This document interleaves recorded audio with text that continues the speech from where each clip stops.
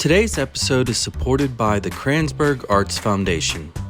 The Kranzberg Arts Foundation provides essential infrastructure and venues for creatives to thrive in St. Louis because the soul of a city is shaped by its arts. Go to KranzbergArtsFoundation.org to explore some of St. Louis's finest dance, art, music, and more in the amazing Grand Center neighborhood. Now, here's Coach Jen with today's Soccer Mom Sunday.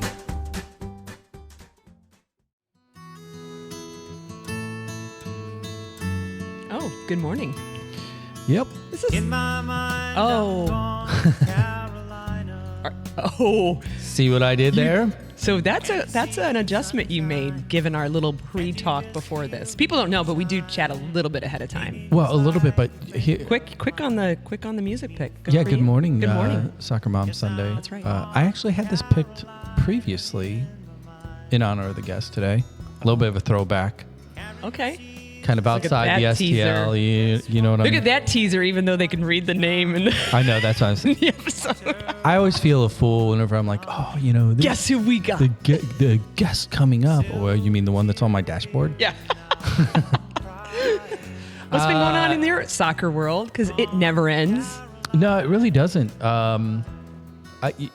More the same. We are past the kick around / tryout season. So, well, I take that back. No, my youngest, we don't know where he's at next year yet. So it's not I think over. The formal one's coming, like the formal final. You remember when you'd go to they would stagger tryouts, and so my dad would circle in the Post or the suburban journals the different tryouts in the newspaper, and then but they weren't usually they weren't at the same time. See, on the east side, we didn't have that option. Because if you were going to play, obviously pre-academy. You went to Granite's one team. Yeah, that was it. Coach Baker back in the day would be like, here's the deal. This is the club. And you have no point in circling one team per any age other group, tryouts. and we called it select. Yeah, that was it. So I talked to some families that go through mapping out all the options. And yes. I get anxiety for them. And I'm like, I have legit done a mindset call for a player I had been working with to simply because they wanted to figure out and it was a legit one was like a small team, right? A small feel, a small kind, and then one was more of a big club, so a system and you are going to get different experiences with that. So I was like, oh, okay, I didn't really know I'd be a third party in helping them decide. Just wanted to offer some different. This is what you'll get from one. This is what you'll get from the other. So this topic has been brought up on our episodes here the last few weeks, and it's been talked about on Soccer Dad Pod a number of times as well. And I think that my closing statement on this, because the tryout season's in essence, we're at the end, right? Is for all you parents that are freaking out, if your child is that good, the clubs are going to find them. The high schools are going to find them. The coaches are going to find them. So if you think you might have missed something, you didn't. Just let the kid keep playing. And if they're not, there are big clubs with 20 teams deep in an age group that you can probably find something. Yeah, just find a good fit. It'll find a place okay. that they enjoy. Trust the coaching staff. Yeah, fit is important. Yeah, really important. I think fit is what makes or breaks it. Club, that's great. I know the clubs are really proud of what they do, but at the end of the day, it's fit, it's coach, it's team environment. For 99%. Yeah, right. For make or break. Yeah, because if your child is truly a 1%er, there's going to be plenty of people talking to you about that. Sure. So just take the stress out. Yeah, so we're recording on a Tuesday, and I have to keep telling myself that because on Monday, which was yesterday, my 13-year-old, his JV Marine team had State Cup this weekend. I didn't really realize we were going to have games on a Monday at 1:30. It was just odd to be at Creve Coeur Complex at 1:30 on a Monday for him to play, and it was hot. And I pulled real close to the field. I'm like, I love you, buddy. I'm going to sit in the AC.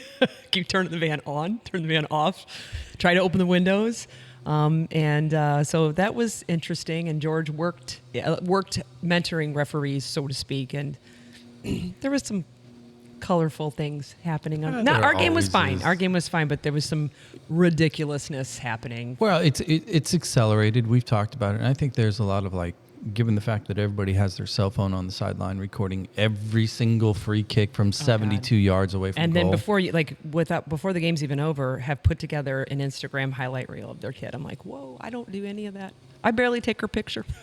His picture. I'm like, right. Did some parent take Just a get good the parent name. take a picture? Can I steal it off your Facebook? You have a hard time just getting the name right, let Pretty alone much. taking pictures of them. I did. Yesterday, I was right there, and I swear, I'm pretty sure it was Owen, but it was a great run, and it just had to fight off the defender, and I was like, yeah, Liam, you get him. All right. And then all the parents turn, they're like, that's Owen. I'm like, oh, that was a big miss. Go, Owen. Yeah, it's there's no point. Just again, They have the just same golf haircut. clap. Just stand in the corner and golf clap, and when they come off the field, It was say, the "Where do you want to go one thing eat?" I leaned out. I was like, because it was such a great, like right in the corner, like really digging. The boys were digging. They had been winning. They were tied up, and they had to win to go through. And I'm like, I'm not usually one. I'm like, I feel like I should say something for my kid. This wasn't my kid. Yeah, you got to Liam remove goes, yourself a little bit. Bro, Mom, I heard you. Yeah. I'm like, well, bro, you should have made that run. I want to talk a little bit about last weekend too. Was the girls' high school state championships? Our girl, Lauren Seppi. It was really. I mean, I have no daughters, right? So I don't really have a lot of skin in the game. But through this process, and then working with Dave on the best 11 and kind of understanding the lay of the land Those a little girls bit. get you. The more he's got to work with the girls, they get you. Well, it was because Lauren was on Soccer Mom Sunday a while back, her and her mom, and I immediately I told you after the show, I'm like, I'm blown away. Like she's going to be a CEO. Forget about quality soccer players. She's going to be a leader. Yeah. And then afterwards got to talk to a few other people that are fairly close to her, like Pat Chow at Gallagher, because she's already got her like D license or something. She wants to coach. She's all of her taking on- little girls were there, of course, waiting to get, she's their coach, but celebrity for them. So, over at Nerinx for 3 years in a row, they were knocked out right before the big game, lost in the big game, I believe, one of those years too. But for her to make Her last the shot. PK and did you see the video? I did. Like, That was close. like she rammed the bar down. I'm like, hold on. Take it easy a If little the bit. keeper would have gotten hands on it, would have pushed her into the goal. I think there was no. Yeah, and then just lay down. It's like, you know what? That's a fairy tale, and Yeah, it couldn't it have was happened so to a cool. better girl. No, and young woman leader. Her mom told me she sent like an individual text to each, either at least the freshman, but maybe the whole. Knowing Lauren, probably the whole darn team, like an individual text, just telling them about like what it means to play with them, inspirational, her being her, and I'm like, doesn't surprise me. So she knocked that out of the class 4, and then in class 3 you had Coriezu came up over. Di Maria apparently. Who did they play again? They played Summit, Oh, right. and Di Maria apparently put on Wonder Woman shoes. I am not and surprised in the least. 2 goals and assists, and they won 3-0. And surprised. and she's been getting call-ups lately to the national team program. So congratulations to her as well. And the reason I bring this all up, number one, shine a light on them because they deserve it. But number 2, our friends on Twitter, Mocan Sports. I don't understand that. I don't get how it works. I Okay, truly so don't. here's what it is. It's a bunch of Kansas City suburban college kids that started a page. It's fairly large now, and what they do is they rank all high school sports. Well, they dip their toes in the soccer waters, and they kept sending out these state rankings, and it would be like 7 Kansas City teams, and then there would be Coriezu, and then go way down the list. The undefeated St. Joe team would be like 15. What?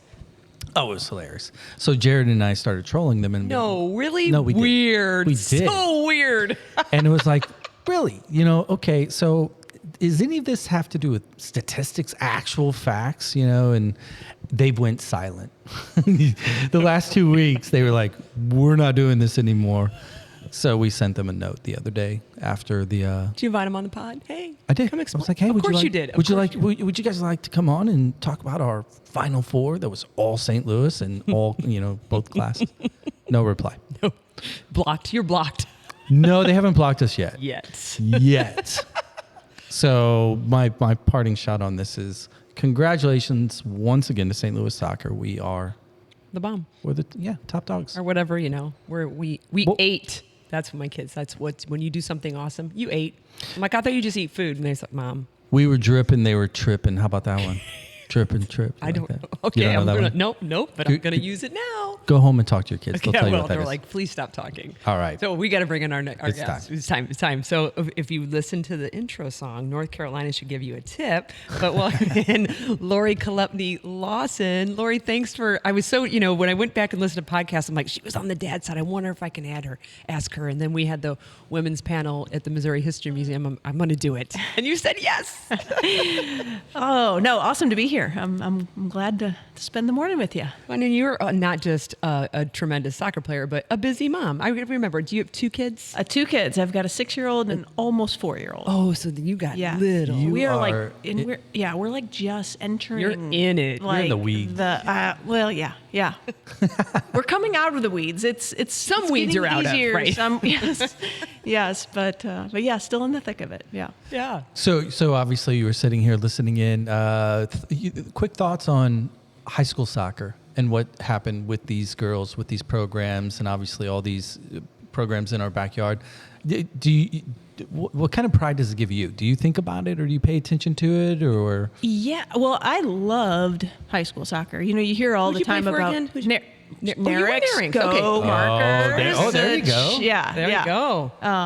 But yeah, no, I loved high school soccer, and you hear all the time now about skip high school and stay with your club team, and maybe for your development that's a good thing. But I think sometimes we lose sight of why we're playing and just the fun and the passion and the joy. And I think high school soccer is all of that. Representing your school, being there with your classmates. I think it's just a different environment that it'd be sad to miss out on for some of these kids. Yeah. I wonder if sometimes it's, and I think I've brought it up on the show before. I was talking with somebody yesterday who was on the St. Louis Champions League call. We got together on a call, and he was surprised. He lives in Dallas, and he was surprised. He goes, "Wait, your girls and boys don't play in the same season?" I'm like, "No, the boys play in the fall and the girls play in the spring," which I think can, for some kids, it's one of my daughter's fellow teammates was at the final. She's a freshman, played for Nerinx, great opportunity, but now they've got 2 weeks to get in the groove with her club team to go for the GA finals. Yeah. And so that puts, not intentionally I'm sure, but puts girls soccer in St. Louis at a disadvantage because the boys play in fall. You got months to get back with your club team. With the girls, maybe if you go long enough in high school, maybe only a couple weeks. Yeah. Yeah, I don't know what the rationale is behind the 2 seasons. Maybe just field space and stuff like that. But yeah, it is field a quick space and turnaround. referees. But I'm like, basketball's the same season for both. And Yeah. my Dallas friend was like, it creates a lot of synergy between the teams. Like they schedule so when you're playing a particular high school, the girls will play and the boys will play. Isn't Texas a spring sport though? I don't remember what he said. I think it is primarily because Texas Friday Night Lights. That's football. That could make sense. That market is. But he said, I'm just surprised because I've never heard of that. The boys in the same sport playing differently than the girls. And I thought, see, St. Louis, we could do it. Yeah. We could do it. Well, we've talked about this a number of times. It is logistics. We do have limited number of fields. That's just the reality of it. And as far as the implication as it pertains to the GA Cup or MLS Next Cup, the November event, these alphabet leagues are placing these major tournaments throughout the year anyway. So I think somebody's always going to be left out, depending on the different regions of the country, because some countries, some states don't even care about high school soccer. Yeah, it was weird it's for me to come off of playing high school soccer and then go to Lindenwood in the fall, and I was like, oh, I've never played in this fall. In the fall, unless yeah. it was club. Yeah. So let's. We had you on Soccer Dad Pod a while back, and you had your partner in crime, Coach Dalabar.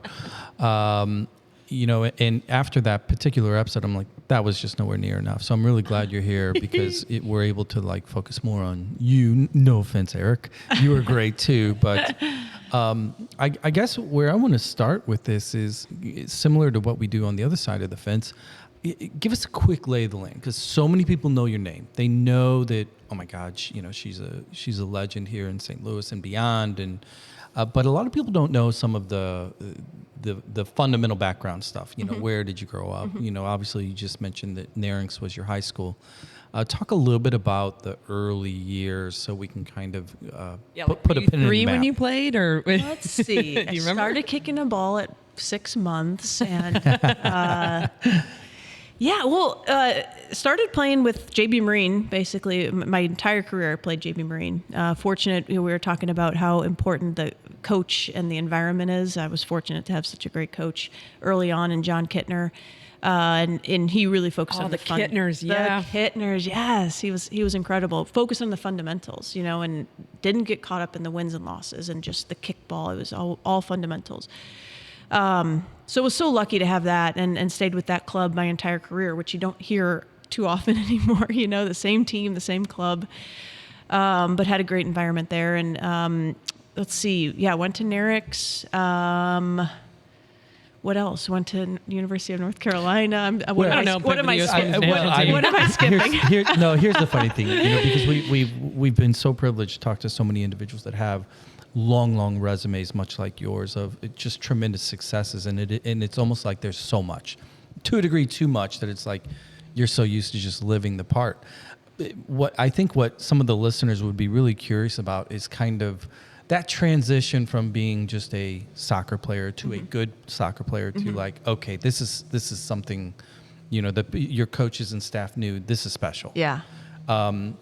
When did you know, like, okay, I'm really good at this? Was there a point in high school in which you were, maybe club ball competing for national championship? Was it when you were being recruited by the legend at North Carolina? At what point were you like, I love this and I think I can really take this far? Yeah, it's a tough question, because I think at the end of the day, you're just living in the moment when you're a kid, and just I enjoyed playing, and it was just something I did with my friends. I think I always had a knack for the game. To be honest, even when I was really young, even just playing co-ed indoor, VETA leagues and stuff, I think I always had a knack for the game. And I did the ODP program. That was huge, right. Back in my day. But yeah, so I did the Missouri team. And then when I started getting invited in with the regional teams, it was like, okay, this is like, not everybody's doing this, and then I went with the regional teams and got invited in with the first youth national team at that age, which is U16 national team. So I think that's when it sort of, for me, like separated from being, something I played with my JB Marine friends to something that could be like, could take me places. And I think that was right about high school too, which for me was the age of where, it wasn't just go to practice twice a week and play on the weekends. Once I got to the high school age, it was, what are you doing in between practices? So it was all kind of about that 8th grade, freshman year of high school, where it was like, all right, am I doing this? Like, am I all in? Am I running on my off days? Am I, I kind of made that decision, like, yeah, I love doing this and I want to be good at it. Yeah. What about before JB Marine? Did you do the CYC out of curiosity? Like, before you went into select ball? Yeah, was there a beginning? I did the Concord, the VETA Concord was like my first start. Yeah, I played with my elementary school. Okay. I played at recess and kind of came home and was like, Mom, Dad, I want to play soccer. And they're like, sport. Okay, we don't know anything about this, but. So yeah, that was kind of, kindergarten is sort of where I started playing and enjoyed the sport and talked to my parents about it. But yeah. What was it like when you were, I guess it would have been probably junior year, probably a lot of your junior year, going into senior year, where you knew via ODP, like, okay, I can do something with this. College soccer obviously was clearly on the map, and there were certain programs that were the pinnacle. What was that experience like for you, towards the end of your high school career, when you knew, we all knew, and anybody following the game that had Soccer America, it was North Carolina. that was the powerhouse. Yeah. What was your initial engagement with the program, with the coach, leading up to that offer? Make sure Well- you tell your story though about that you told at the panel about watching the final. Yeah. So I was a North Carolina Tar Heel fan from a young age, and that's because, there wasn't a whole lot of female soccer on television growing up. But the one game that was on TV without fail was the NCAA championship game. And so in December every year, me and my dad would sit down and he'd turn on the game and we would watch the NCAA championship game. Well, it so happened that North Carolina was in that game a lot. And so I started loving, the Carolina blue, and I started, I still have my North Carolina soccer shirt that I had when I was, 12 years old. It's Oh man. but I loved North Carolina, and that I'm going to go to North Carolina. I'm going to go to North Carolina. And when I'd be at these youth national team events, Anson would be walking around, and everybody turn their head and, oh my God, there's Anson. Anson's Carolina. And we would all freak out. But, then what's funny is we start going through the recruiting journey, and then I get recruited by Virginia, and I visited Virginia, and I'm like, holy moly, this campus is beautiful. I want to be the team that beats Carolina. And so there were a couple months there where I'm going to Virginia and I'm going to beat North Carolina, But then I talked to Anson, and nope. All bets. So what sold you? Like just Anson himself, a certain tactic, a cultural thing? I think just my heart. I think getting to North Carolina, just seeing the North Carolina blue again, I'm like, I want to go to North Carolina. I mean, Anson's incredibly persuasive and just a very, smart and, just a great coach. So I'm sure he had a little influence on it, but I think just, okay, when you get to Chapel Hill and you're like, you've been a lifelong Tar Heel fan, it just hits. So when you got the invite and you got the offer, who cried more, you, Mom, or Dad? Well, I don't remember. I don't remember tears. I do remember that I was going back and forth. I committed to North Carolina on my dad's birthday on May 1st. That was because he was always I had a great balance of, my mom was always the soft landing, are you sure you're still enjoying this? Are you sure you was? And my dad he pushed a little bit. Hey, you got to get out and do your running. Come on, let's go. I'll go with you, but you got to do. And so I had this great balance. But my dad was always the one that was just pushed a little bit and just kind of made sure I was going on the right path. So it was, on his birthday I committed. So just a quick follow-up then, throughout your career, because we'll come back and kind of segment this a little bit. As you went to North Carolina and as you were incorporated, deeper into the women's national team, and then obviously your pro career as well, what role did your mom and dad play throughout that process? Or did you become more of a, independent woman on your own? Did you lean into it because your dad was your jogging partner and your mom was the safety net? What role did they play, throughout the career? Well, I think as I got older, the roles shifted a little bit, and that they both just became incredible supporters. I think as I sort of outgrew the need for my dad to have to kind of get on my case a little bit, they're just, what do you need? We're going to be there. But I do think that it's just like a motherly role to always be like, I think the best way I can describe it is the soft landing. No matter what, there's just good game, bad game. It doesn't matter. She's going to be there. She's cheering. She, that she's not watching how I play. She just wants to watch me play, but yeah, I mean, they're both just incredibly supportive and were at every game that they could possibly be at. And yeah, it was great. That's awesome. So yeah, I'm thinking of, again, JB, you and I led talking about state cup. There's high school where some are cheering, right? They're the best cheerleaders in the group, and that's super cool. Sometimes we find ourselves chatting, and maybe I missed a goal because I was turned to somebody. I'm like, dang it, and there's no replay. And then there might be others, and I cheered for the wrong kid, but that are as I would used to call it, burning more calories than their kid. And I always tell my teams when I coach them, if the parents are burning more calories on the sideline than the kid is, we're doing it wrong, because it has to come. Even if my youngest is 8, she has to be the one playing. I'm guessing, knowing the time that we all grew up in, you probably didn't have to deal with that, but you coach now, and you're seeing from another sideline. Just curious about those thoughts and so many experiences from the different points of views. Yeah. Oh man, we could go on about this for days, huh? It's crazy. It's crazy. And I'll admit, my dad was probably burning more calories on the sideline. He's just highly competitive, and he just works up.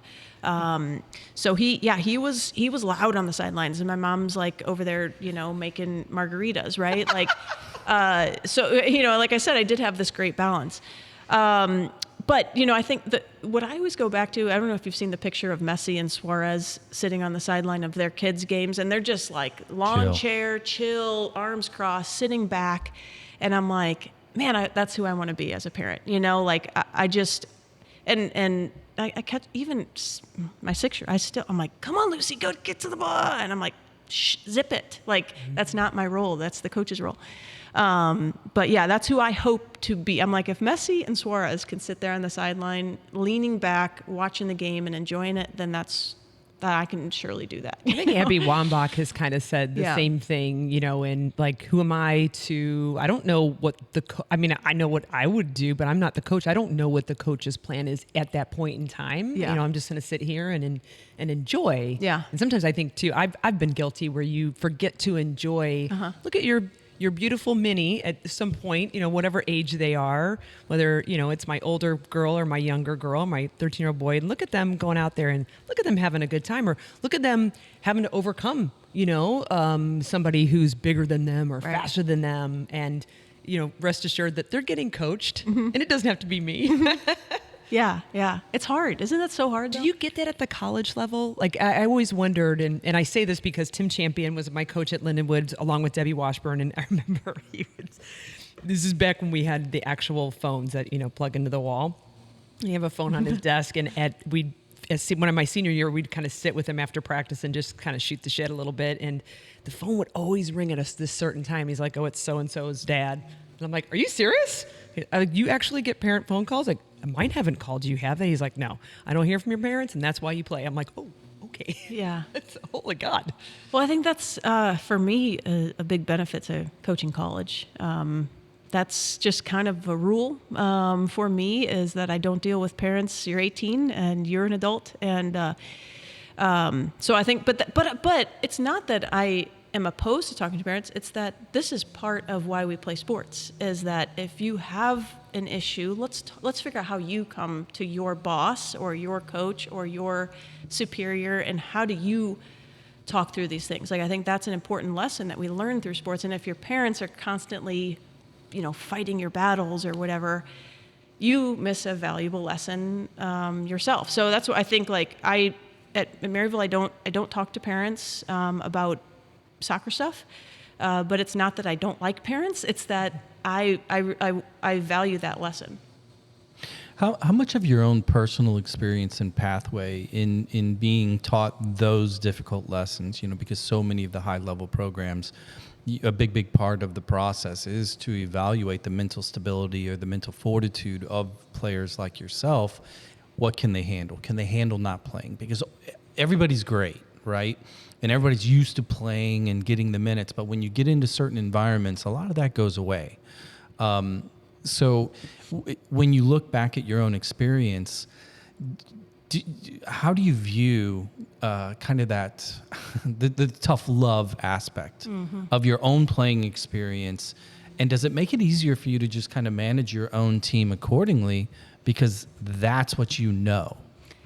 Yeah, you know what?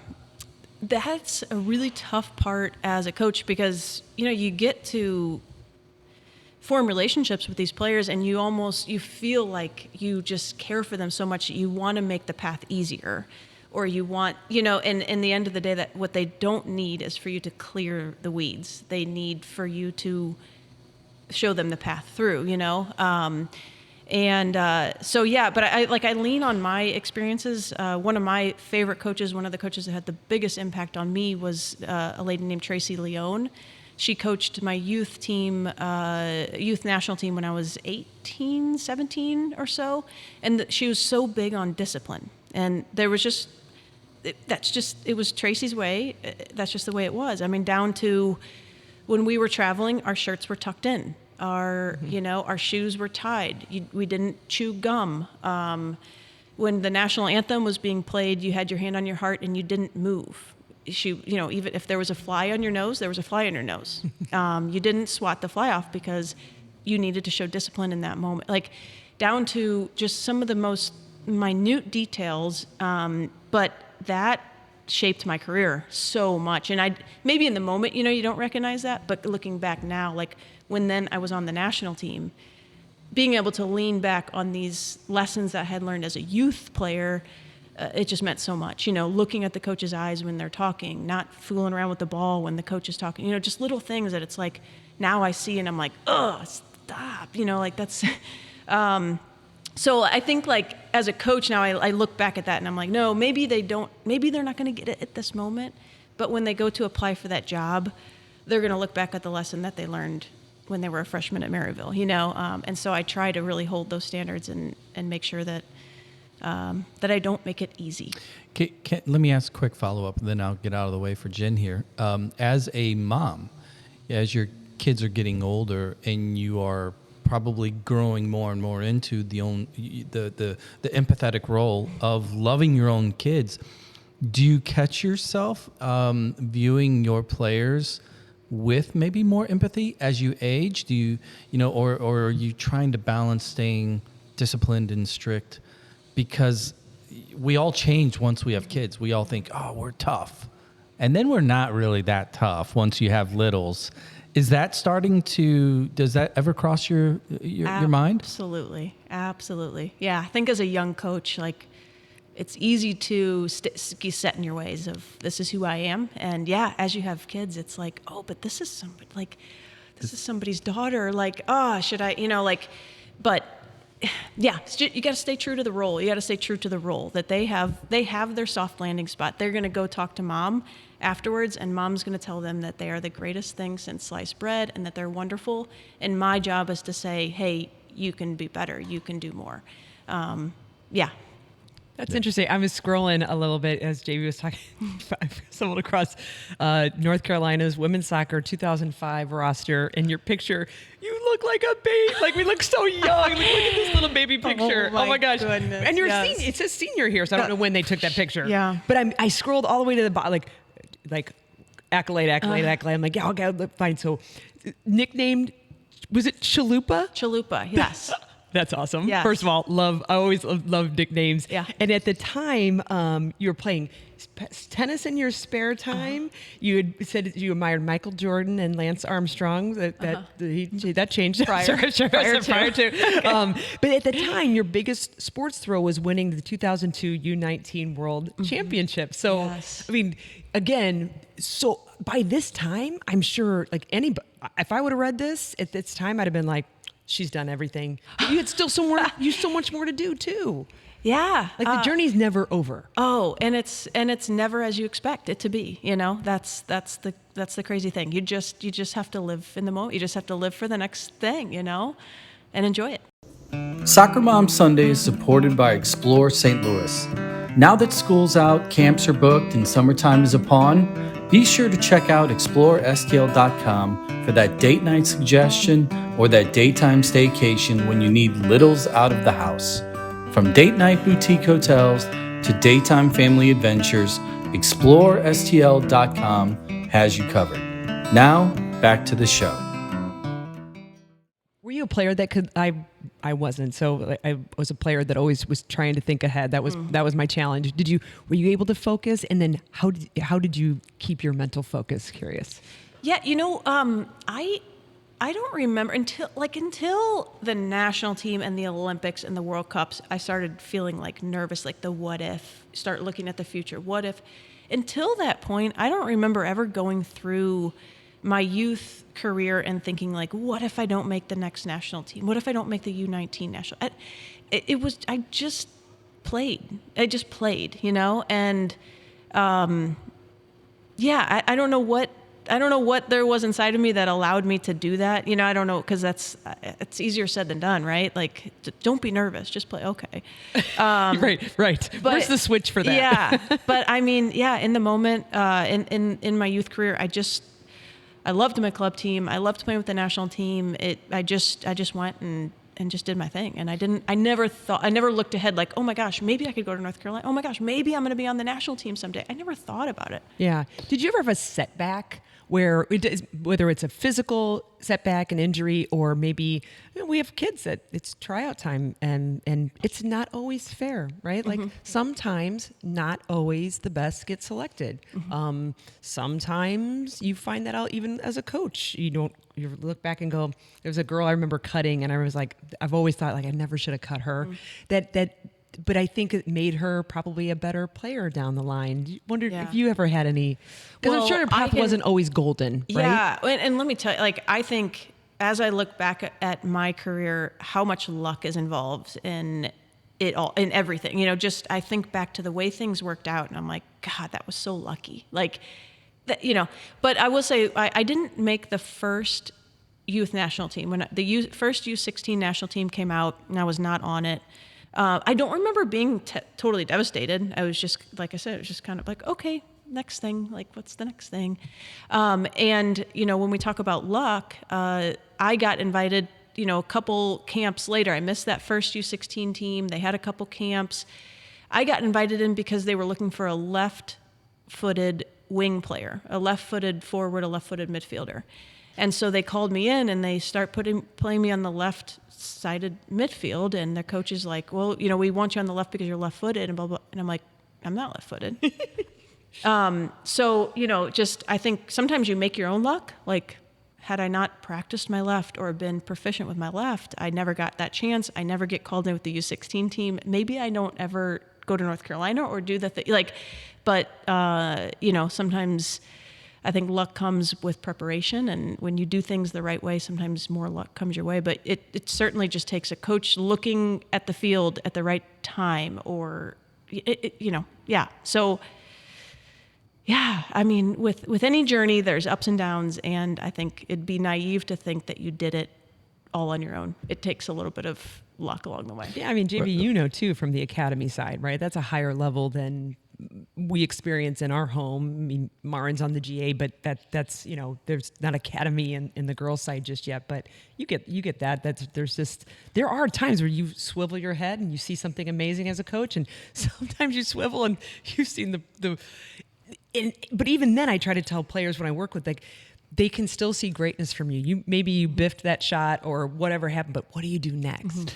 Well, I love how you like casually downplay, you know, well, you just kept playing. I just kept on taking the next thing, you know, because the numbers are kind of ridiculous.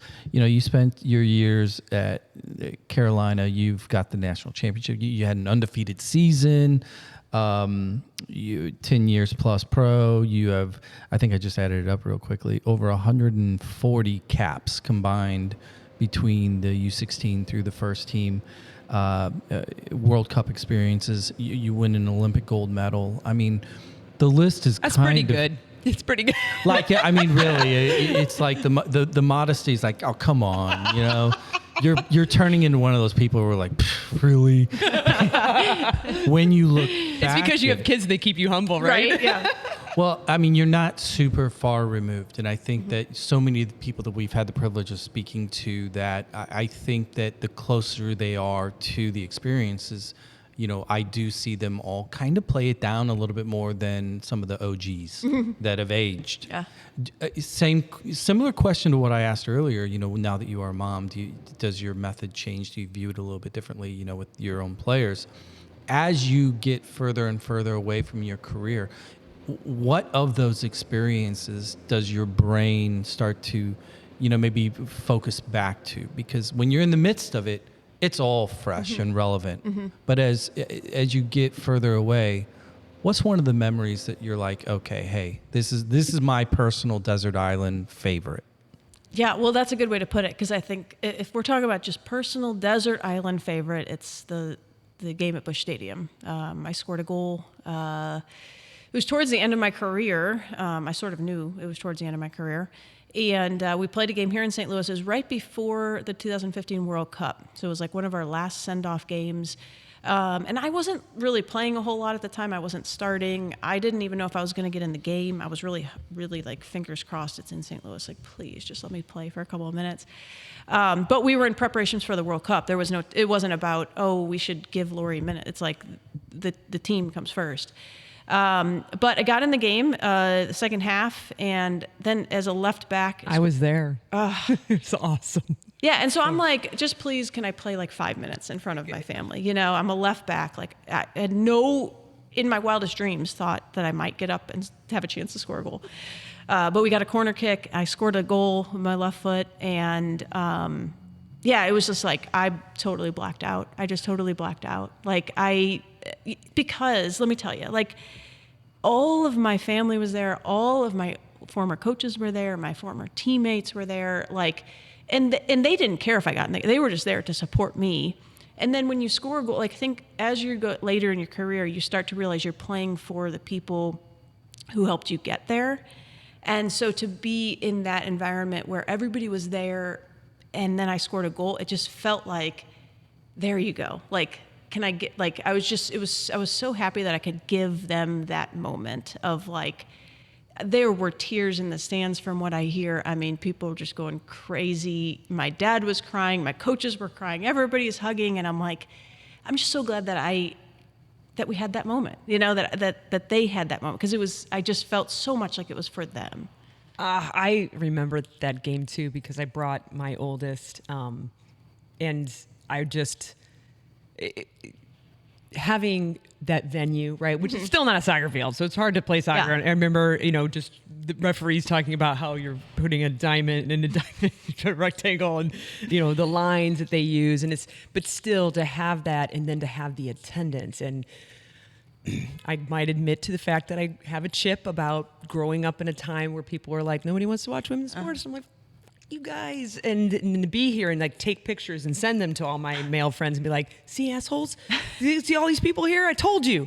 And of course now it's just women's sports is exploding, but no shocker to me, but it just kind of have that, I wasn't connected to you at the time, but just the emotions also for many of us in the just seeing that and getting to be a part of people enjoying, and not just our daughters but our sons enjoying and seeing and admiring the athleticism, or the soccer athleticism, was not lost on me. Yeah, what a moment. So, and it's funny that you call that out, by the way. So could have called out World Cup, could have called out gold medal, which I'm sure is super important. But doesn't that, like, it's really underscores it's human connectivity, right? Yeah. And it's that part that I think a lot of players often, when we talk to, maybe on the Soccer Dad pod side, but Michelle Akers kind of talked about that too. She didn't sit there and talk about holding a cup, it was about the people. Yeah. It was her experiences. Yeah. And that's what I miss most. I miss the bus rides and the silly hotel, games, and like, sure, you miss soccer. Like, everybody, we're all together because we love soccer, but at the end, that's not why we're here, right? Like, we're here because of the connection, of the moments off the field. So of those experiences, kind of segmenting them out, because you were talking earlier about kind of that pride growing up, and you fell in love with Carolina Blue. When you think back now, in retrospect, which one gave you the most pride? Was it putting on the Carolina kit? Was it putting on the Stars and Stripes? Was it even your Nerinx senior year last game? Which one, like, again, I'm going to go to the desert island, like, because they're different. All three are significantly different. Which one resonates with you? Gosh, that is a tough one.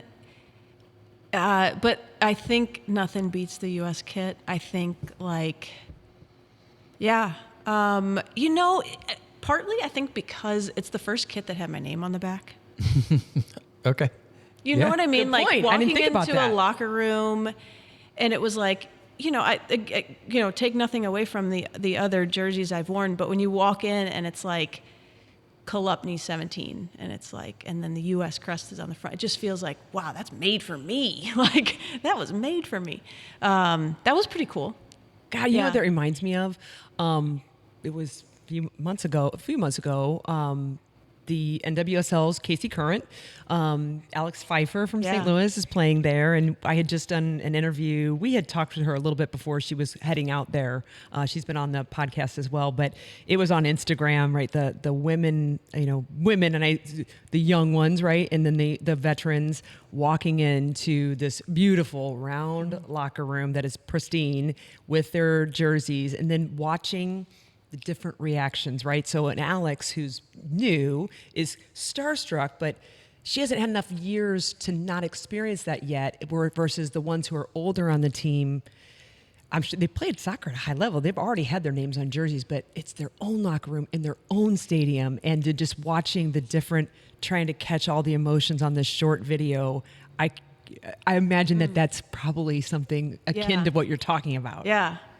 Yeah, well, I think because you're representing yourself. You're representing your jersey, but you're representing your name. You're representing you, your family, your background. Like, I think I don't know. For me, it just brings something different to the table. And I think oftentimes we forget how much has so recently changed in the game. You didn't play in your own facility, really. Your own. This is our locker room. This is my stadium. This is my hi. Come to my stadium, and this is my locker room. This is my place in the locker room. Maybe come the closest to it. Yeah. Does that hit you differently now with the NWSL growing and these places like KC? I know JB doesn't like to talk nicely about Kansas City, but listen, they have. Listen, I'm a fan of that right now. When St. Louis wins, Carolyn Kendall, when St. Louis gets a team, I'll be a fan of it here. But that's got to hit you especially in a different way, given what you went through as well. Yeah. Oh, it's incredible. It's incredible to see the growth. When you talk about, did I have a locker room? Did I have a locker room? We didn't have. We just laughed. The gas station. Yes, right. Even when I was playing pro, we didn't have a locker room. We showed up to the field to practice. We didn't have so the growth. See, I'm looking at JB. See, it's not that. Not that long ago. Not that long ago. They weren't my team. And you know what? I got to throw anger somewhere. It's gonna be you. We were just as proud as could be. We didn't. Got changed in the car. So what? So what? So we get to play soccer for a job. Like, there was no griping, there was no complaining. But here we are, and you see this incredible stadium in Kansas City, and just the fan base that all these NWSL teams have. You see the Caitlin Clarks in the WNBA, and the growth of women's sports across the board. It's just. It just makes me so proud. Like maybe I've been a part of, maybe I've been a part of that. No, you've totally been a part of that. It just makes me really proud to see. Like, how cool is that to whether it's, again, basketball, right? To see the meme that's going around and the kid, shoots the 3-pointers like Caitlin Clark, right? And it's like, oh, that was not a thing. As badass as you were, and even Michelle Akers and Mia Hamm, boys did not do that. It was not. Girls could do that. Like, I could, pretend I was jumped in the goal and be like, I'm slow-mo, But boys didn't do that, and they're doing it now because it's good athletes that they're admiring. I do have a question for for you primarily, Lori. The Caitlin Clark scenario, what you just described, Jen. What do you think it is different about her? And we're going slightly off topic here. Because there's been great female soccer players that, and there are tons of boys and girls that idolized all of them in their own way. But not the way boys are looking at Caitlin Clark shooting a 3 and being like, oh, Caitlin, right? What do you think it is about her at this particular time that is standing out, that is different? I don't know what's different. Jeez. That's a good question. I don't know if this is an answer, but I feel like there's a respect with Caitlin Clark that, like, it's not, but it's women. Oh, but it's women's NCAA or it's WNBA. It's like, whoa, look at what she just did. Like, I don't care, women or, like, I feel like there's a different, like, there's this respect with Caitlin Clark where it crosses the gender barrier. It's not men or women. It's just like, whoa, that was a good shot. Yeah. I don't know. It's funny. Chicho Arango just scored that from the line, caught. It was Chicho. Caught whoever they were playing, the goalkeeper off his line, from the midfield, scores a goal. It's currently up as one of the goals to vote on for the week, of course. And I'm thinking of back when Carly Lloyd, right, did that. And I won't lie that more than one person either asked me or George, they were guys, are they playing on the same size field? Like wondering, is that on par? And it was like, yeah. She struck the ball perfectly and beautifully and with power. Alyssa Nair, right? Getting up as high as she's not as tall as Roman Berkey, but she's making some saves where she's right up there vertically as he is. It's the same size goal.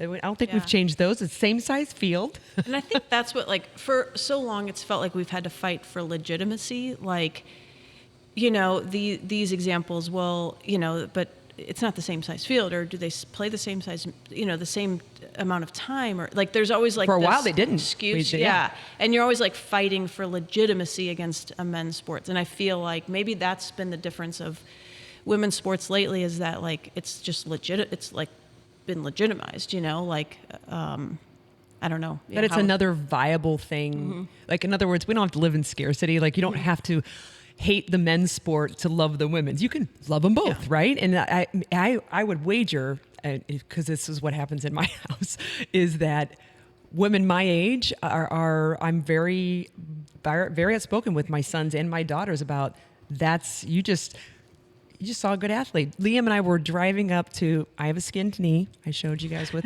don't roll your eyes at me. We've heard about it. Listen, it still hurts, okay? It still hurts. And on Clayton's gay field, it would have been epic. I slid, I don't know what the hell I was thinking, but I was like, I could get this.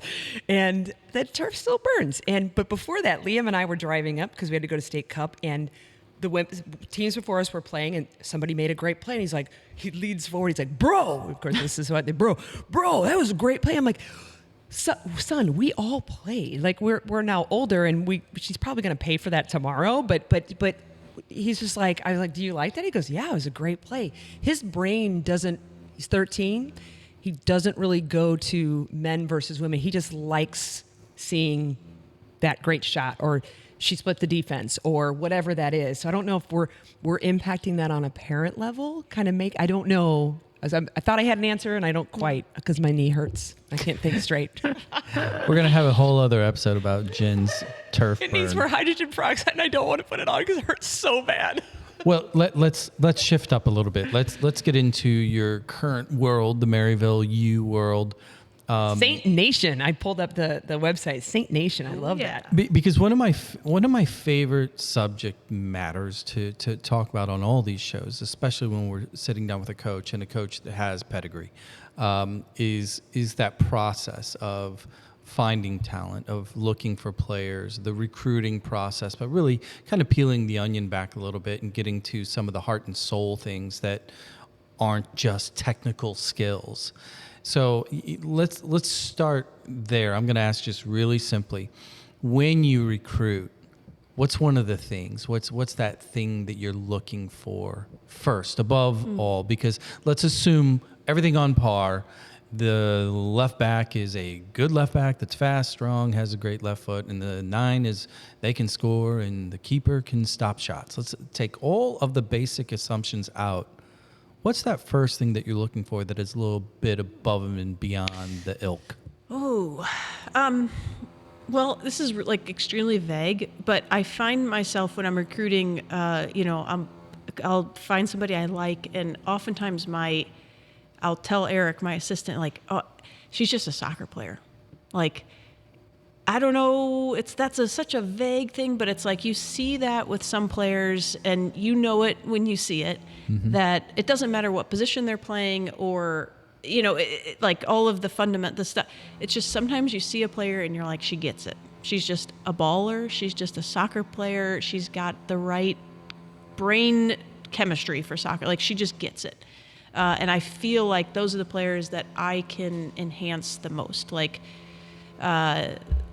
players who just get soccer. I don't know how else to. Well, okay, so that's been described to us a number of times, and and you even said it like you said about yourself. You had a knack. Yeah. I think is how you put it. Well, it's that who was it?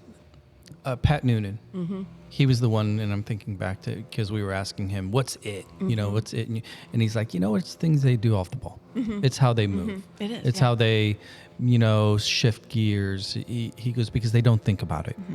It's just this fluidity. And I keep going back to all these conversations, and you basically just reiterated what all these other great coaches have said. It's like you can't define it. And the reason I'm asking this, and I'm glad you answered in that way, is like parents are listening to this. Yeah, I knew and you they're were all going with trying to figure out, what's the secret sauce? And it's like, it goes back to what we were talking about at the intro. Just let the kids play. If they have fun, through the fun, that's where kids learn the game. And I think when we talked last time, you mentioned backyards, jumping fence, and getting in the neighborhood, and just like that's where you really cut your teeth. Yep. How do you find that in a college recruit? Or do you? Or can you? Well, I think, like I said, I think you can just see it. I think you can see it in their body language and in the way they move and all the little things. But I do want to reiterate that about if your kids are having fun, they're learning. And if they're not having fun, they're not learning. And it doesn't matter what crest is on their jersey or what letters are behind their team name. Like, if they're having fun, they're in the right environment. And if they're not having fun, then find them a different environment because they'll never grow. They'll never grow. Passion, enjoyment is where it's at. And I don't care, like I said, I don't care what team that is. I don't care if it's ECNL, NPL, R, whatever.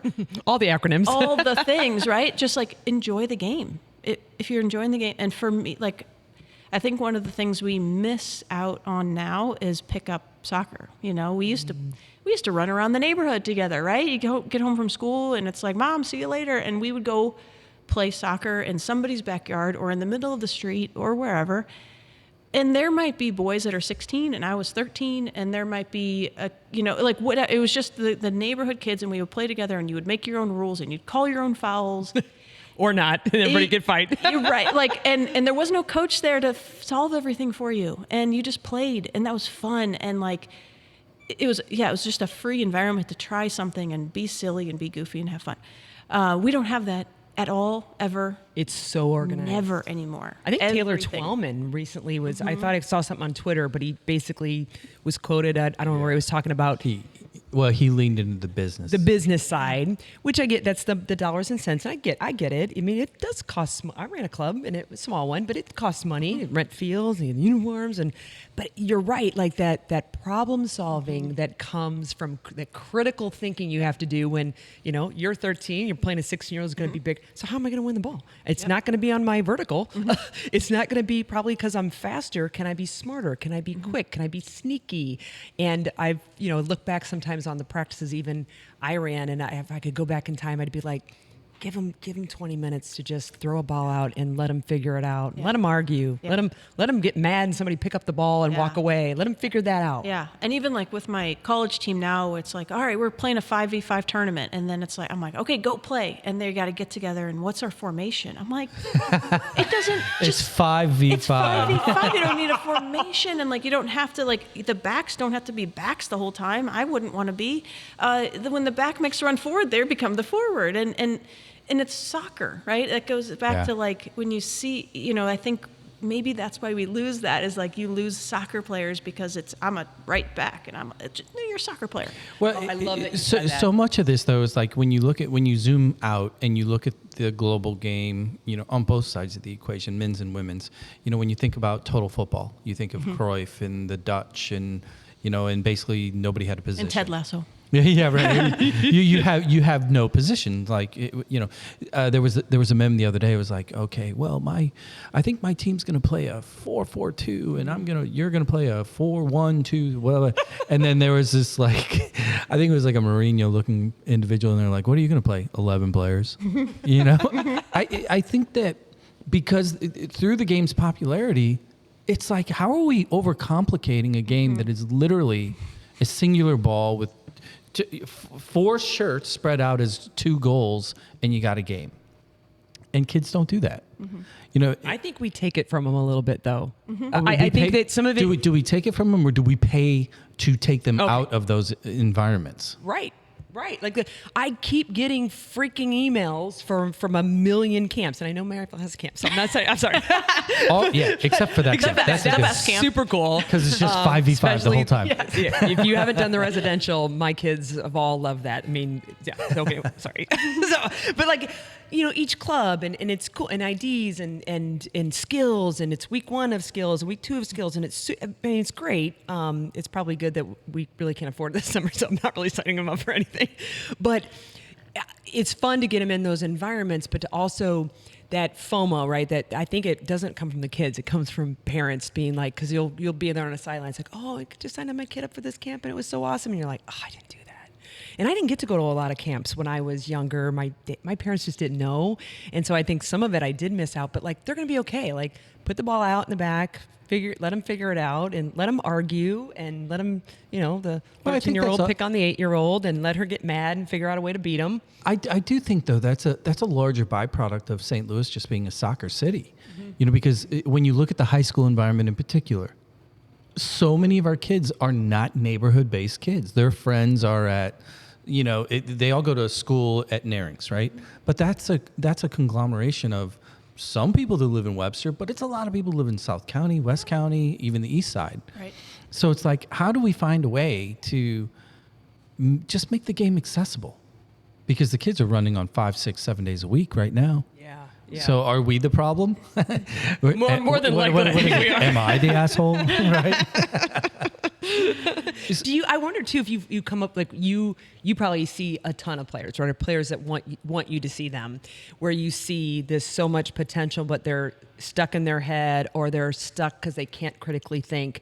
Do you just not recruit those, or do you find that you just have to work with them in a different way and teach them in a different way? Oh, both. You know, I mean, I think there are some that I just, through the recruiting process, I just can't connect with, or I just don't feel like it's the right fit.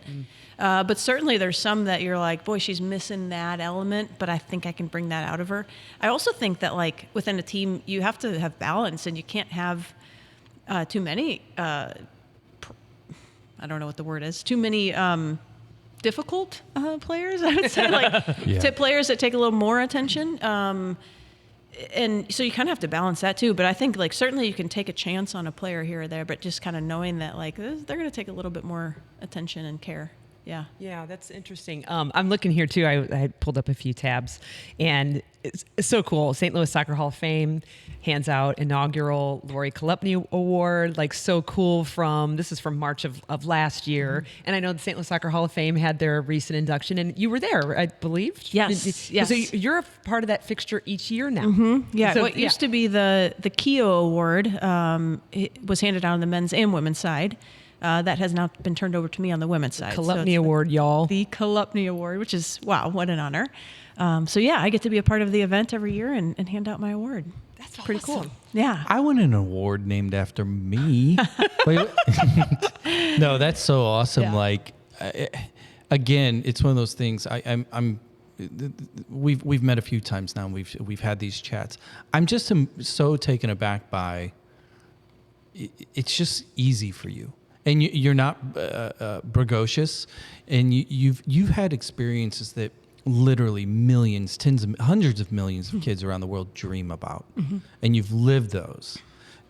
Is there just a point where you're like, damn, that was fun, you know? Yeah. Oh, yeah, absolutely. I mean, I feel like I've almost lived 2 lives, you know, like my professional soccer playing, like, selfish life where it was just all about me. You know, I mean, being a professional athlete is selfish. There's no 2 ways around it. That's the only way you can be successful. But where it was all about me, and it was all about what did I need to eat, when did I need to sleep, what did I need to do, and, you know, to perform at my maximum. And that was like my life.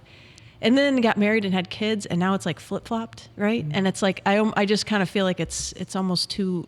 I've had the fortune of kind of living two different lives. But it's weird when I think back to like, well, yeah, I played in the Olympics. Like, that's weird. That's like cool. But it doesn't even feel. It feels like a lifetime ago. You know. Do your players dork out to like? I would dork if you were coaching me. I'd be like, oh my god, and then I would tell my friends and get. I'd be dork. Or do you just like, coach? I think I have to remind them sometimes that I'm like kind of cool. You're like, listen, people. Yeah, no, I'm just kidding.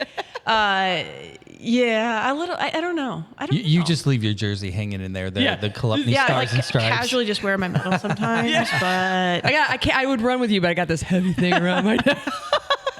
Take your finger off. Go ahead, that. you do I see your your finger on there. I find that coaching often. Coach Carnell talk about it, right? What he learned. What did you learn? What have you learned from coaching? Like, if you could go back in time and talk to younger Lori Chalupny, like, what have you learned from the coaching? Maybe that would have made you a better player, or anything, because it's a totally different aspect, right? Yeah. You're not doing the thing; you have to get other people to do the thing. Yeah. You see the game in a whole different. It's two completely different things, by the way. Like being a player and being a coach. It's not one and the same. Like it's two completely different skill sets and different things. And it's been a process for me to become a coach where I can recognize, issues that are going on from the sideline. But boy, I don't know. I don't know. Like the only thing I would say, if I could go back, I don't know if this is as my coaching me or just me going back. If I could go back and tell my younger self something, is just like, I think so often we get caught up in like, what's the next thing? Like, well, once I win the state championship, then oh my God, life is made. I'm going to be so happy. And what happens is you win the state championship, and then you're like, we got to repeat. Now we got to get back to work, and we got to repeat. And once I win the two-peat, now I'll be happy. And you begin to live your life in this like series of never-ending promises to yourself. And you instead of just like, happiness is the moment. Happiness isn't in the achieving of the thing, because you'll never be happy that way. And just like, just enjoy the little things. It's easier said than done, but like, take it from me that you win an Olympics. That doesn't make you happy, because you want to win the next Olympic. You got to be on the next team, and you got to make the next roster, and then you got to do the next. And happiness is not found in achievement. Happiness is something that's far greater than that. So just like, take that out of the equation of your life, and just live in the moment and enjoy the game, enjoy the journey. Well, I love it. You're going to enjoy the game again. You're still playing. Oh dear. Oh, TST. You can't forget that. And then I'll stop talking. TST. If I just win TST and win the $1 million, I'll be happy. So happy. Yeah.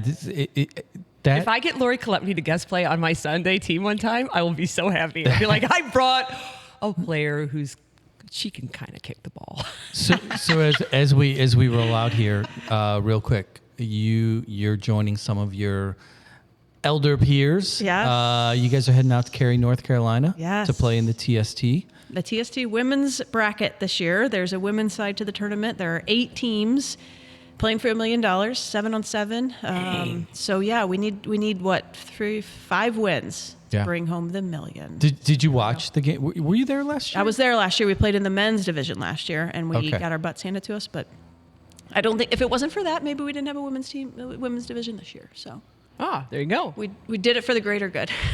So 2 groups of 4. Who's in your group? Let's see. I don't even know.